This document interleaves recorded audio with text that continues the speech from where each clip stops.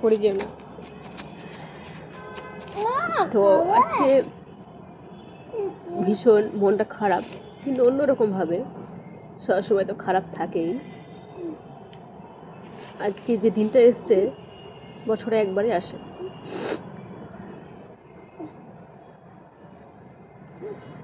প্রতিটা মুহূর্তে ঠিকভাবে খেতে পাই না, ঠিকভাবে ঘুমাতে পাই না। রাত কখন আজান হয়ে যায়, 4টে 5টে বেজে যায়, কিছুতে ঘুম আসে না। কালকে রাত্রে তো সকাল হয়ে গেছে,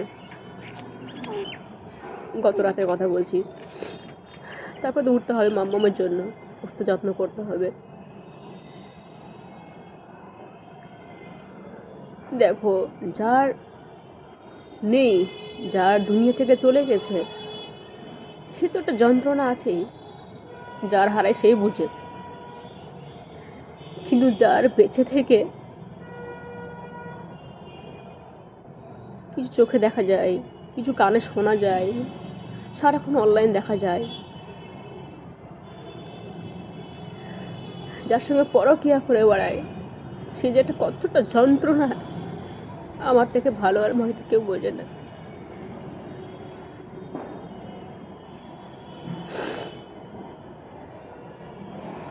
আজকে আমার বিবাহবার্ষিকী বন্ধুরা। আজ 18 সাল থেকে 21 সাল ভালো কেটেছিল, ভালো কাটারই কথা। কারণ রাত দিন আমি ডিউটি করে গেছি, ঘরে বসে খেয়েছে, পড়াশোনা করেছে, যাবতীয় যা খরচ আমি টেনেছি। আমার টাকাটাকে ভালোবেসেছি, কিন্তু কতটা পরিশ্রম করেছি সেটা আমি জানি, একমাত্র আল্লাহ জানে, আর কেউ বুঝে না।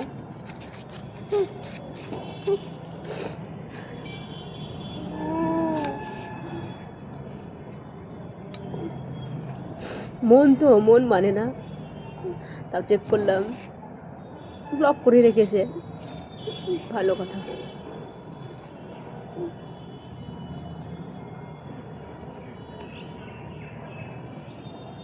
কখনো ভাবিনি কি বিনা দোষে আমাকে এত বড় শাস্তি দেবে, সেটা কখনোই ভাবিনি। দেখো, পৃথিবীতে যে যেমন করবে সে তেমন কর্মের ফল পাবে। সে আমি হোক, সে যেই হোক না কেন।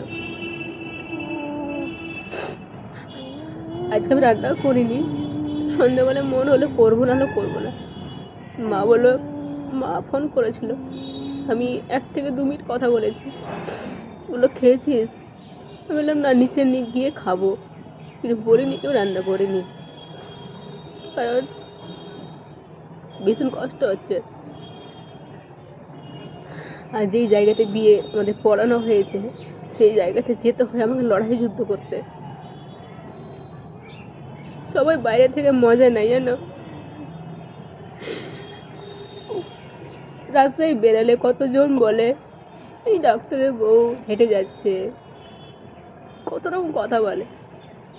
অনেকে বলে সাথী কাউকে বুঝতে দেয় না কষ্টটা, কতটা যন্ত্রণায় আমি আছি। হয়তো মেয়ের মুখের দিকে চেয়ে হয়তো আমিও বেঁচে আছি। কিন্তু বিশ্বাস করে বন্ধুরা, এভাবে বাঁচতে ইচ্ছা করে না। আজ 8-8টা বছর থেকে ভাড়া গুনছি, আজ 8-8টা বছর আমি সহ্য করছি। আমার জায়গায় মেয়ে থাকলে, অন্য কোনো মেয়ে থাকলে হয়তো সহ্য করতো না। আমিও চাই কি আমার একটা জায়গা হোক, ভালো বাড়ি না হোক, পুরো ঘর থাকলেও নিজের ঘর একটা শান্তির ঘর। ভাড়া বাড়ি তুমি যতই সাজাও, যতই পরিষ্কার পরিচ্ছন্ন করো, যাই কাও না কেন, পরের বাড়ি হয়।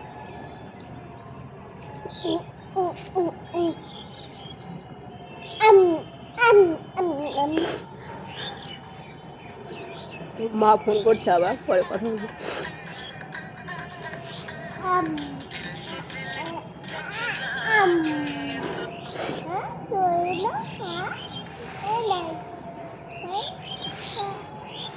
তো যারা আমাকে আমার মেয়েকে ঘৃণা করার আমাকে ফেলিয়ে রেখেছে, এত বড় শাস্তি দিয়েছে, কষ্ট দিয়েছে,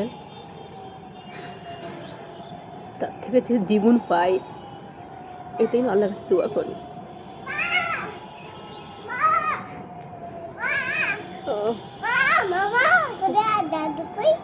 আচ্ছা কোন শোনা, ওই তো ওই তো প্লেন যাচ্ছে শোনা, ওই দেখো প্লেন যাচ্ছে দেখো।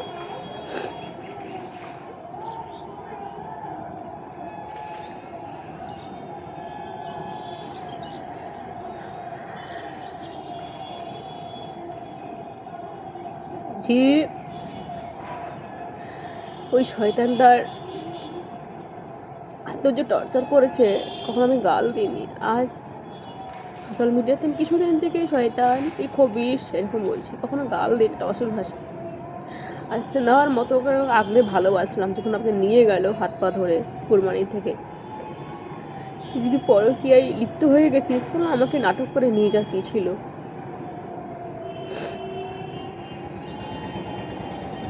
আজ আমি পরে মেয়ে খারাপ, যেটা রক্ত, যে মেয়ে আজ এতদিন পর মুখ দেখেছিল 2 বছর পর, আজ হ্যান্ডিক্যাপ বলছে, দেখার কোনো ছিরি নেই আমার মেয়েকে, তাই বলছে। সে কেমন স্বামী, কেমন বাপ, ও মামা তো একদিন বড় হবে, তাই না? বাঁচিয়ে রাখুক, আমি এটাই বলবো, বাঁচিয়ে রাখুক, একদিন বড় হোক। আমি তো ভেবেছিলাম একদিন মাম্মা বড় হয়ে সব বলবো, তখন তো ভাবিনি কি আমি সোশ্যাল মিডিয়াতে কাজ করবো। আমি অত কিছু বুঝি না বন্ধুরা ফোন সম্বন্ধে, যতদূর পারি আমি চেষ্টা করি। আমার একটা ফোন ধরা মানুষ নেই, কেউ হেল্প করা মানুষ নেই, যতটুকু পারি আমি নিজে করি। ইচ্ছা হয় কি প্রথম থেকে সব কিছু হয়তো ভিডিও করবো, এটা দেখাবো সেটা দেখো, এখন পারি না, আমার ফোন ধরা মানুষ নেই। যতটুকু পারি আমি করার চেষ্টা করি। মাঝে মাঝে পাশে কাকাটাকে বলি, আমার বাপের বাড়ির কাছে বাচ্চাগুলো আসে মামাকে দেখতে, মাঝে মাঝে ওকে একটু ধরায়। বাদ বাকি সবাই তো সবসময় আসবে না, সবসময় চেষ্টা করি, খুব কষ্ট হয়। সবাই মানুষের পাশে সাপোর্ট হেল্প সবার আছে, আমার কেউ নেই। আজকে এই জায়গাতে আমি নিজের এতে এসেছি, তো এমনি নর্মালি করছিলাম ব্লগ, আজ রিলস করতে হয়েছে। মানুষ যাদের বাড়ি থেকে বউ পালিয়েছে, মেয়ে পালিয়েছে, আজ ড্রেস পোশাকেরও কোনো ছিঁড়ি নেই, তারা বাড়িতে বা বাড়ির বাইরে বেরোচ্ছে, তখন ঠিক আছে। আমি যে ভিডিও করছি তাই কিছু মানুষের কথা শেষ নাই, অমুকের বউ অমুক অমুক করছে, কিন্তু কিছু কিছু মল দেখবে বন্ধুরা নামে চলে, ভেতরে দেখবে সেরকম ব্র্যান্ডেড জিনিস পাবে না, নামে চলে। তো তেমন জানো বন্ধুরা, আমি নামে চলছি। মাম্মা আমাকে একটু ভালো খাওয়াতে পারি না, পড়াতে পারি না, মন চাইলেও আমি কিছু নিতে পারি না। ওই ডিউটি করেছি, ওই যা আছে ততটুকু আমি পরে চেষ্টা করছি করার, তারপরে জানি না আমি কিনতে পারবো কি না। আমার ওই শয়তান মেজু যা বলেছে, যার ভাসুরের টাকাতে সব কিছু চলে আসছে, ডায়মন্ডের লকেট চলে আসছে, সব কিছু চলে আসছে, সে বলেছে তোমার মতো তো আলমারি ভর্তি পোশাক নেই। আমি আজও মনে পড়ে সেই দিনটা, কি একটা পোশাক সার্পও সেরকম কপালে জুটেনি, সাবান দিয়ে ধুয়ে শুকিয়ে আবার পরানো হয়েছে, পরেছি। তো কতটা কষ্ট করেছি সেটা আমরা জানি। যখন আমাদের ব্যবসা চলে গেল, যখন আমাদের ব্যবসা ভালো ছিল বিড়ি ফ্যাক্টরি, তখন আমাদের পিঠ কেউ পাইনি, খুব ভালো ছিলাম। তো সেটারও অনেক কথা বলেছে, ভাসুরের খাচ্ছে, ভাসুরের পড়ছে। আমার অর্ধেক ড্রেস পোশাক বলো, অর্ধেক সেলের নেওয়া, ডিসকাউন্টে নেওয়া, ডিউটি করেছি, ভালো লেগেছে নিয়েছি, কারণ সকালের জীবন কখনোই কিছু করতে পারিনি। তাও হয়তো আজ ভিডিও করছি বলে হয়তো তাও আলমারি থেকে বের হচ্ছে, ধরো হয়তো কখনো বেরই হতো না, হয়তো হয়তো মাম্মা বড় হলে হয়তো বের হতো, কারণ কিছু ইচ্ছেই করে না করতে। আর মাম্মার মুখের দিকে চেয়ে আমি ভিডিও করছি, তো সেগুলো দেখে হিংসা। তো আজ যে আছি বলে মানুষকে দিচ্ছি তা না, আমি কিছু পাড়াপতি মানুষকে, অনেক মানুষকে আমি দিয়ে দিয়েছি, কারণ দেখো হচ্ছে না, সেগুলো তো রেখে আমার লাভ নেই। সেটা নিয়ে অনেক রকম কথা বলেছে, আর যদি ফেলে দিতাম তাতেও কষ্ট হতো, ফেলে দিচ্ছে, কিন্তু ওটা মানুষকে যদি দিলাম হচ্ছে না, তো ফেলার থেকে মানুষকে দেওয়া ভালো না বন্ধুরা, ক্ষতি কি দিলে। সেটা নিয়ে অনেক কথা হয়েছে। আজ কয়েক বছর থেকে যদি সুখ বলো সুখ পোশাকের, যখন ডিউটি করেছি, এখন তোর কেনার মতো সামর্থ্য হয় না, খাবারটা ঠিকভাবে জোটে না।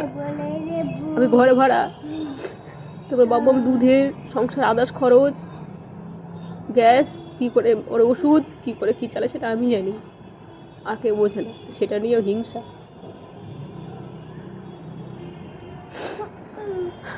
আজ আমার মেয়ে বানের জলে ভেসে এসছে, আর ভাই বোর বাচ্চা হচ্ছে, পাশে থাকছে, ফুলদানিতে গাড়ি সাজিয়ে নিয়ে আসছে। এ বাচ্চাটা কার? ওদেরই তো রক্ত।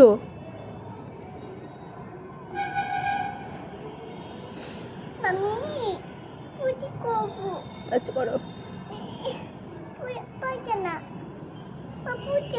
আচ্ছা, এত কষ্ট হয়। মামা এমনি বলছে মামি পাপা, পাপা কই? আজ হয়ে গেল 3-4 দিনের কথা। আমি সত্যি রাগ করে বলেছি বন্ধু, পাপা নেই, মরে গেছে। ও মরে গেছে, কষ্ট হয়। আমিও মানুষ, আমার মন আছে।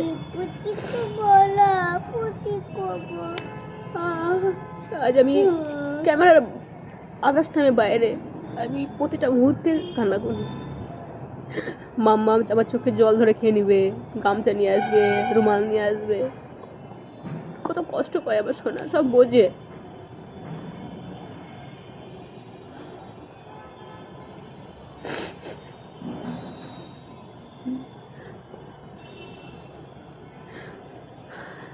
আজকে আমাকে ডিউটির জন্য ডেকেছিল একটা মলে, একটা অনেক দূরে বলছে। ওটা ওই দাদাটা বলছে যাস না, অনেক খাটাখাটনি হবে। তো চুক্তিতে, মানে কন্টাকে, ঈদের কন্টাকে। তো আজকে ডেকেছিল, দিয়ে সময় পেলে যাবো, দেখা যাক কি হয়। হাতের অবস্থাও খারাপ, নানি বলছে কয় কিছুদিন ঘুরে যা। সেই শয়তানের বাড়িতে ঝামেলা হয়েছিল, তারপর থেকে নানি বাড়িতে ছিলাম, আর নানি বাড়ি যাওয়া হয়নি। মাম্মা আমার বার্থডে কিছুই হয়নি, বলেছিলাম মনে হয় ভিডিওতে, মনে হয়। তো যাওয়া হয়নি, তো ডাকছে, তো 2-1 দিন পরে যাবো ভাবছি। কারণ ভাই নেই, ভাই গেছি ঝাড়খণ্ড, মানে আব্বু মারা যাওয়ার পর থেকে দূরে সেরকম যাচ্ছে না, কারণ মা একা। তো আসুক দিয়ে যাবো, ভাই রেখে আসবে, কারণ বাবু তোলা খায়, আবার শীত ব্যাগ ট্যাগ বাঁধতে হবে, রেখে আসবে, ভাই আসবে। ভাই বলে বড়দি থাকো, আমি রেখে আসবো। কষ্ট হচ্ছে আজকে দিনটা, কতদিন পার হয়ে যাচ্ছে সেই জন্য না, একটা দিন তো যাচ্ছে না, আমার একটা বছর যাচ্ছে। ভাড়া যখন দিই কষ্ট হয়,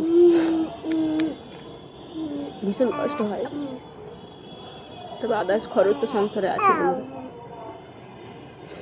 তারপরে যেটুকু টাইম পাই সেটুকু ভিডিও করি, বাদ বাকি মামাকে যত্ন করার চেষ্টা করি।